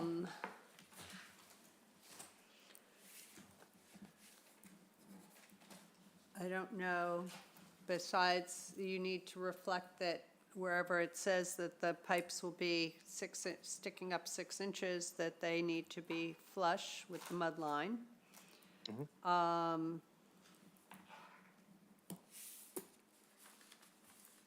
Anything else, everybody? The wood Yeah, Yeah, the piling well, wood, we're going to the check. materials. Yeah, on the Versus aluminum. materials. and the piling wood, non-pressure treated. So that you'll have to investigate. When would you like to come back? We have March 5th, 12th, 26th, or then we're into April. I think I would say March 5th. The revisions are relatively minimal. And if something comes up with ZBA that we're not anticipating, we'll let you guys know beforehand Okay. and continue it if needed. So we will continue this to March 5th. I move that we continue 141 Absegami Run to March 5th, 2025. Second. Paul? Aye. Janet? Aye. Elise? Aye. Eric? Aye. Bob? Aye. And I say aye. So we'll see you on the 5th. Okay, Catherine, the next thing, please. Okay, request for a certificate of compliance at 233 Sea Pine Road, map K12, parcel HC 130, for Richard Tossi, Mass DEP SE 10 3495, construction of patios, a pergola, rinse station and spa, and mitigation plantings. Conservation Agent Paul Whiteman has a recommendation for this COC. Thank you. Okay, Paul. Good afternoon. Good afternoon, Madam Chair, Commissioners. I inspected the site in late January before we had the snowpack. I don't know if any of the commissioners were able to get out there before it snowed, but let me just run through the list. The project was, the order was issued in 7/12/2021. It was for construction of a patio, a pergola, rinse station, spa mitigation plantings were proposed in the amount of 1,750 square feet. They completed their checklist. The WPA form for COC was filed. Monitoring reports and photographs were filed are in the certificate of compliance request. An as-built plan was requested, and they did file that. The order's been recorded. And they did a most recent inspection on November 13th, 2024. All the hardscape looked good to me. The only issue I had when I was out there was some of the mitigation over by the hardscape in the northwestern portion of the property and the western portion looked like it had some winter die-off. And I talked to Brad Holmes, who's the project manager here for this, and he said he could address it. I don't know, did any of the commissioners get out and have any issues with the mitigation? Yeah, it looked a little sparse, like you said. Okay. Well, I'll make a suggestion. There's a condition that we need to take out, and that's the one that has the area should be naturalized. It should just leave it alone. Well, that defeats the whole purpose of putting the mitigation plantings in. They just get taken over by invasives again. So I'd suggest taking that condition out as an ongoing condition and including one that allows them to do ongoing maintenance and perhaps additional plantings to replace anything that had winter die-off. It was a little, I would say it was minor, but it was significant enough that I picked up on it when I was out there. The mitigation on the bank and over the choir roll looked great. And as I said, the hardscape looked good. So I'd recommend approval of the COC. I think Brad might be online if you have any He is. questions. Yes, he is. Do you have any I'm here. comments? Good afternoon, members of the commission. No, other than, I think what Paul said is accurate. All planting areas don't look as robust this time of year. But the property owner has done a great job with this property, and he doesn't want to look out at dead plantings. So I'm sure that he would replace anything that would, have perished through the winter. As you can see, it's come out very well, and he's taken great care to maintain it. So any dead plants that have died would be replaced in the spring, and he would maintain the area. So that condition would be agreeable to us. Okay, thank you. All right, anybody have any questions or comments? Okay, I think we can. Just have a comment. I just want to say that it was a very thorough and comprehensive certificate of compliance application package, and I really appreciated that everything I wanted to know was in there. And I really appreciated seeing the photographs, both from the completion of the project and the most recent ones. It gave me a really good idea, so thank you for that. Okay, I think we can have a motion, please. I move that we approve the certificate of compliance for 233 Sea Pine Road. Second. Okay, Paul? Aye. Janet? Aye. Elise? Aye. Eric? Aye. Bob? Aye. And I say aye, so you're all set. Thank you. Thank you. Okay. Go ahead, Catherine. Okay, next we have discussion modifications to the local order of conditions template. Yes. So I sent everybody, of course, it was, I think, Sunday that I sent it, Super Bowl Sunday, but an email with, Janet spearheaded this, and then Catherine came up with some very good suggestions. What we're trying to do is modify it so it more meets what we usually ask for or ask questions about. So with that, I don't know how many people looked at it, whether we want to start with people who have questions or comments, or if Janet wants to kind of, I did list what changes were made and some things that probably we need to discuss. Anybody have any comments before? I guess Janet, go ahead. Well, it started with just some updating and Yes. fixing some formatting issues, and, you know, as these things go, once you're in there, you think, well, I should fix this too. So simple stuff like, at Catherine's suggestion, we finally got rid of clerk of the works, which has been bugging me for years, to site superintendent. We fixed the form acknowledging the receipt and the understanding of the order.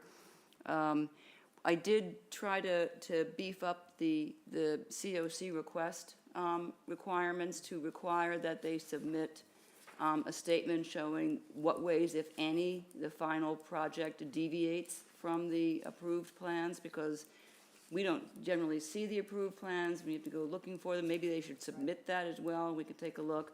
But if they have a statement and tell us what it is, that's even better yet, because then we don't have to do that work. So that would simplify it. Catherine raised a couple of questions, substantive questions, that we really thought that we should talk about, and that's the ones that are listed here. I don't know if we have, I don't have answers to some of these that are in. But they're bringing up a question on this that suddenly went clunk with me, because we have in there that spacing for timber walkways has Yes. to be a minimum of 3/4 of an inch. And if that is contrary to building code, we need to fix that. But what do we, I mean, it's there for a reason. It's there to It is. allow greater light penetration. Can I, Yep, go ahead, Paul, you have an answer to that? yeah, thank you, Janet. As soon as he said that, I shot an email off to Jay and asked him if that was correct, because I had not heard that before, and we've been doing this for a while. Yep, 3/4 inch.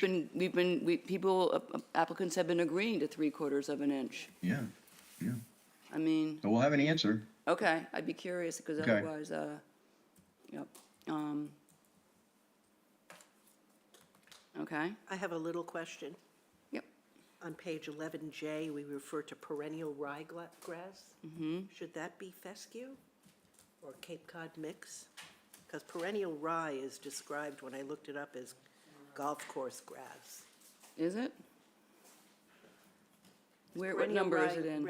is perennial rye, Bob, is that regular grass or is that It's a turf grass. turf grass? Yeah. What number, where is that? 11J in number 6.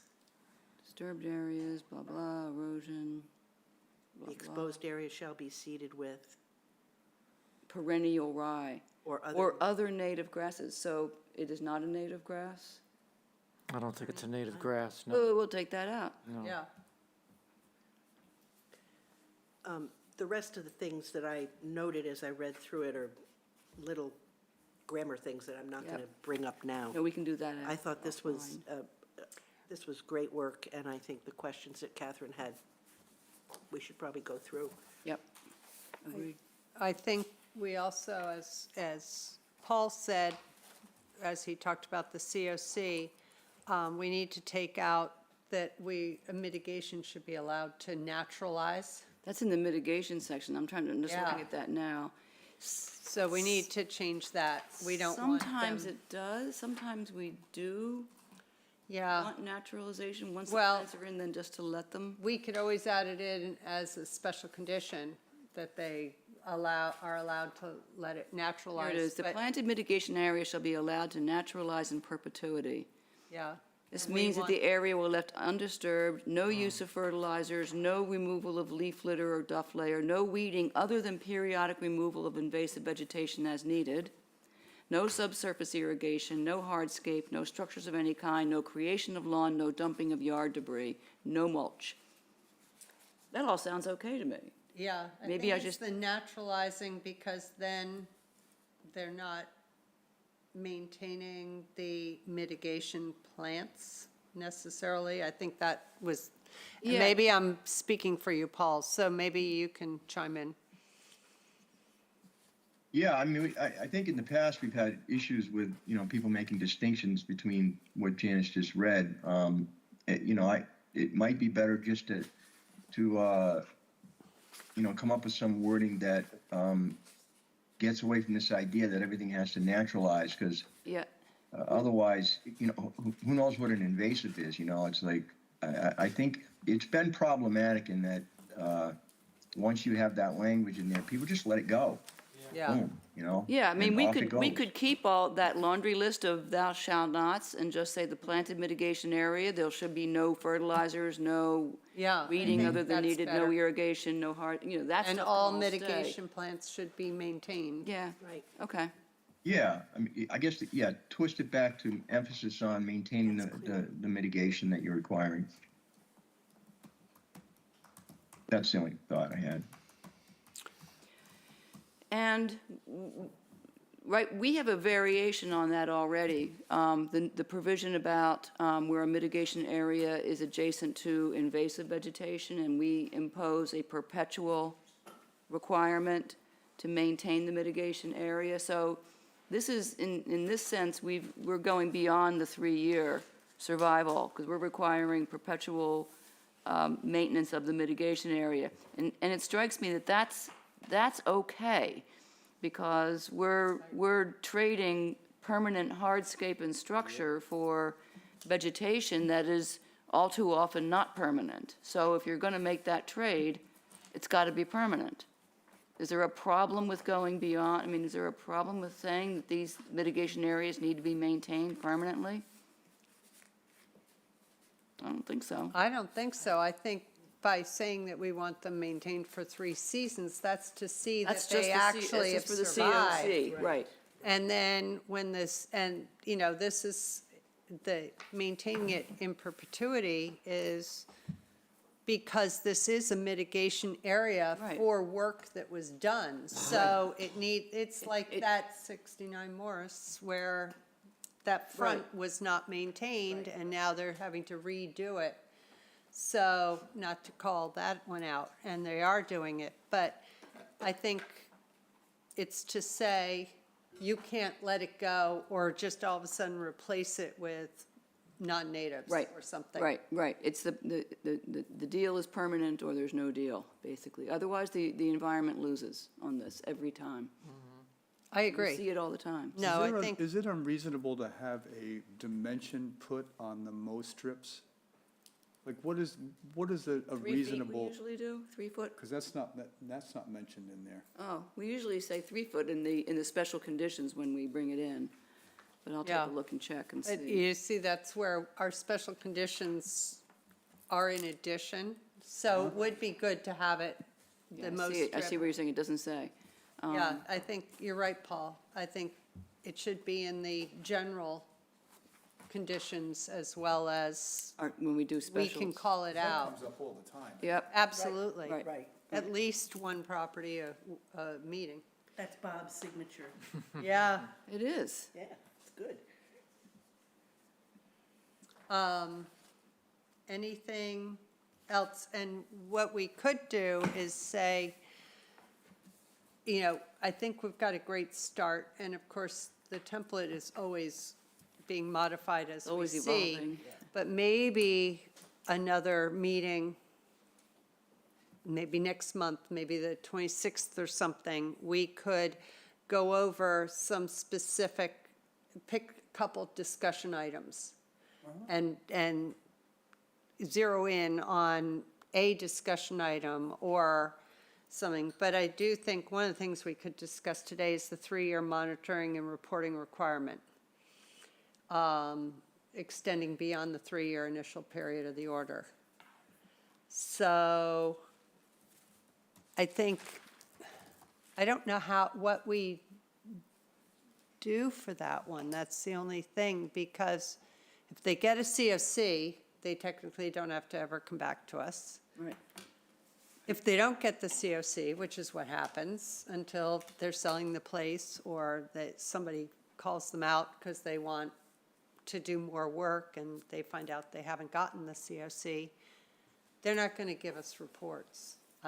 I mean, we're not getting a report every year as it is. Do we get 3 years of reports in the No. first place? No, we don't get reports. So while, you know, that's a lovely pie in the sky, Yeah. I would love it. I'm not sure how we enforce that without having Well, I think. the office contacting people going, we didn't get your report, which that would be ridiculous. I think And what we Crystal should would do say is when the situation warrants it, we put it in the special conditions. When we think that it's going to be Like important when to keep track of how this project no. is Like when going. Eastward Ho has done major Right. work or things, they have come back to Well, us. I'm going to want to see it for the Wilkinson project that we just heard, you know, when they do that major bank, I want to see what it looks like over the first 3 years. I want monitoring reports. So, yeah, we should move it out of the general, you know, Yeah. stuff and put it up front when we need it, and otherwise, And then I think maybe at another time we could discuss the salt marsh, dormant seasons, things like that, and as well as maybe beach fences, things that sort of go together or not really, you know, they're similar. And then, you know, anything, obviously, and I'll look to Catherine, we would love, you know, some recommendations about, like, you have procedure for maintaining and repairing revetments. Well, I think you're the expert. We're not. And I don't know what can be done, you know, by homeowners to maintain their revetments besides watching them and noticing if they're falling into the ocean, which would be lovely. But I think some of these, we need more guidance from you, from Paul, Crystal, you know, from the office. But I think it's great. It's so much better. we're getting there. We are. We are. And it's an ever-evolving document. As we find out things like that 3/4 of an inch May or may not be okay. may or may not be okay. So, you know, we want to make it, and I know we've also got to re-examine trees and our regulations. Yeah, so we should schedule one of those, another Yes. go-round. I would suggest that we start with a small work group, Yes, like. tackle sort like we of did what before. we did before. Right, and then bring proposed changes in the regulations to the group. Yeah, so we have a few Like to fix the trees. housekeeping replacement items part. to continue doing, and they're hard to do. And the regulations, most of you know, but Paul, you weren't on it when we did our last regulation changes. We have to have hearings, announce hearings where public can comment, public being representatives, anybody, on any modifications we're doing. You have to have, I think, at least 3 meetings. We had 5, I think, for the And they showed up last- at the last hearing and said, we've never had a chance to comment. That was Yeah. unbelievable. We were ready to vote them, and we got delayed. It was- So I think if we take on a very small part of regulations, like trees, and then get that through, and then take on. Right, identify the I pain think- points, what's causing us problems, and let's. Or that doesn't match something that the town now has, which Right. we now have the tree ordinance, which is why trees are an We issue. need to change the But- notation to match that. I think, I think we need to go small, because last time one of our things was we did just about the whole thing. And so it got to be a little overwhelming as people commented, and I don't even know how many iterations we did. Many. Many.